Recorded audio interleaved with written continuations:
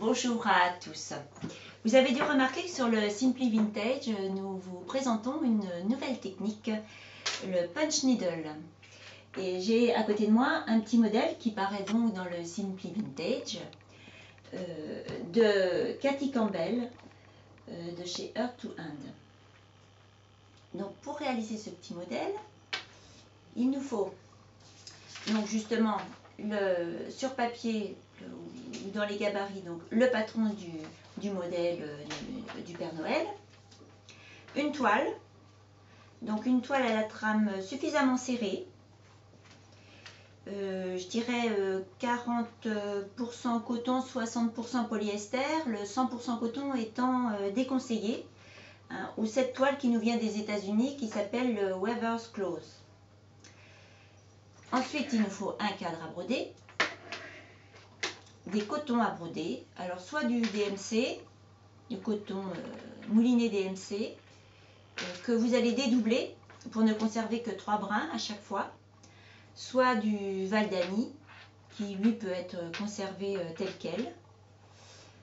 Ensuite, des ciseaux bien sûr, et notre aiguille spéciale punch needle, avec l'enfil-aiguille.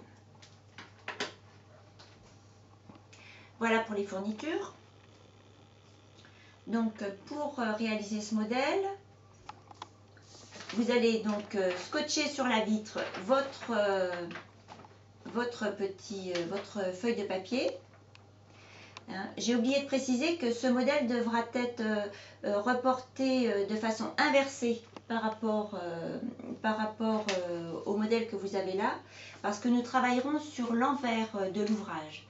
Et si vous voulez votre modèle à vous dans le même sens que celui-ci, il faut donc commencer par le reporter donc de manière inversée sur votre papier.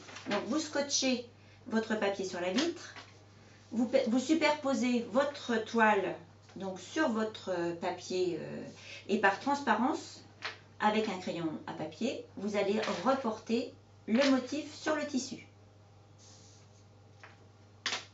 Donc voilà. Vous allez tendre votre ouvrage sur le cadre à broder.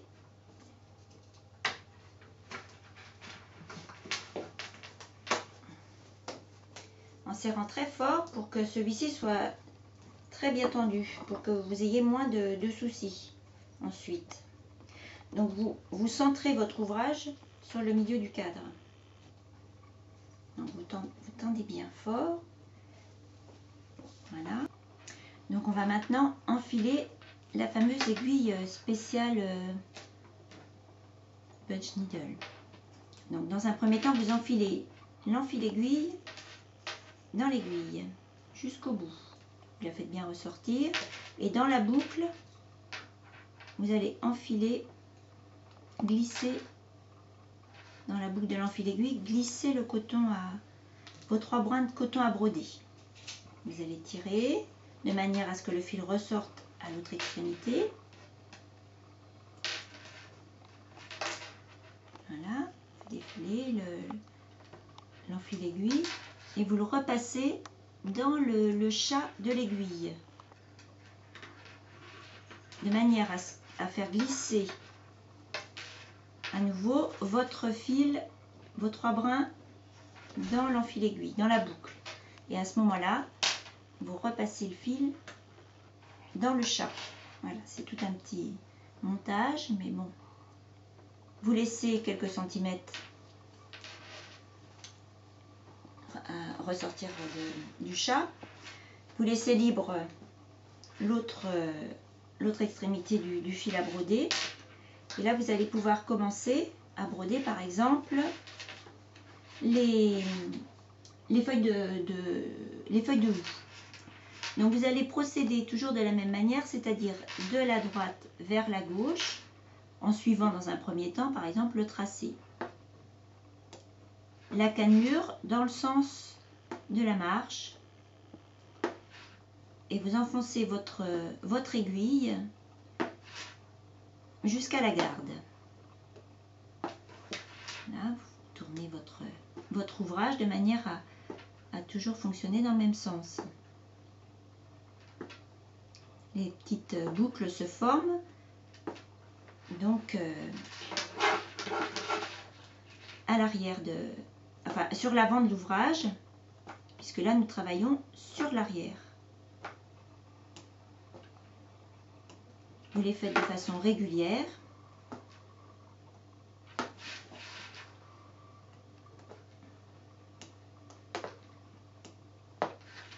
Là, je vais couper ce fil qui me gêne.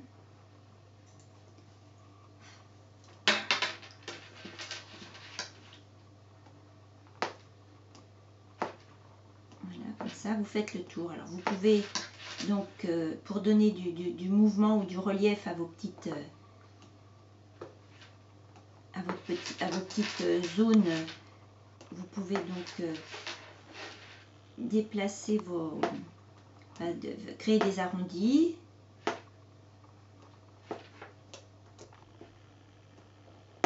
Faire comme des nervures à vos feuilles par exemple. Puis là vous repartez, donc toujours en orientant l'ouvrage de manière à ce que vous puissiez piquer. Ah ben là c'est fini. Voilà, et vous coupez toujours votre fil pour qu'il ne vous ennuie pas.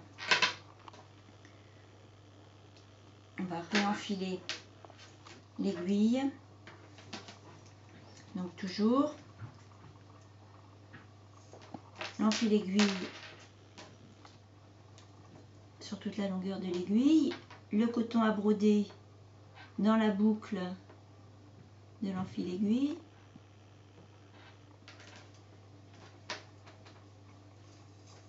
Vous faites ressortir le fil.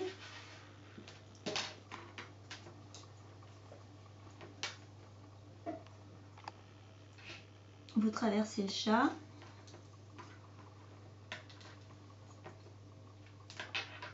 Et vous enfilez le coton à broder.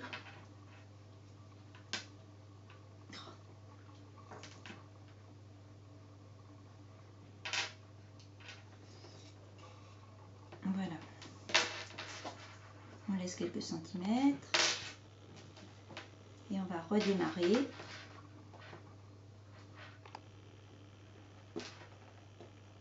Toujours de la même manière, avec une autre couleur, éventuellement pour créer là aussi du relief, du mouvement. Vous pouvez faire des dégradés de couleurs, c'est plus joli. Prendre des cotons nuancés. Voilà. Et vous allez comme ça recouvrir toutes les zones. Alors si vous voulez arrêter plus tôt, donc je coupe le fil du départ. Si vous voulez arrêter plus tôt, vous allez, pour éviter de défaire les bouclettes, vous allez retirer donc votre aiguille et vous allez stopper comme ça la bouclette, parce que sinon vous risquez de défaire toutes les bouclettes précédentes, et vous coupez en laissant un ou deux petits millimètres. Voilà. Donc vous allez donc pouvoir sur l'endroit voir apparaître toutes vos petites bouclettes. Vous pouvez tailler ce qui dépasse, les petits fils qui sont gênants. Et ainsi, réaliser votre super Père Noël pour les fêtes.